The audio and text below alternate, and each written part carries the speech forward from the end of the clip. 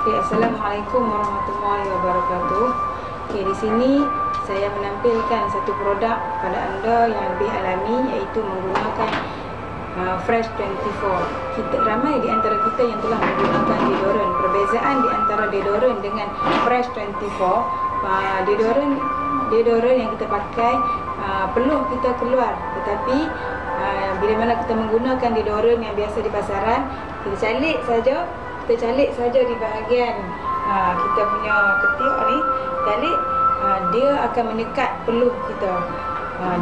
Bila sekat peluh, dia bagi bau dia, kita hanya kata bahan kimia akan terlekat di situ. Tetapi apabila menggunakan Fresh 24, kita hanya calik sedikit sahaja. Calik sedikit sahaja selepas mandi. Okey, walaupun peluh kita banyak keluar, tetapi insya-Allah dia tidak akan mengurangkan, dia akan menghilangkan bau badan kita lebih dalam masa 24 jam.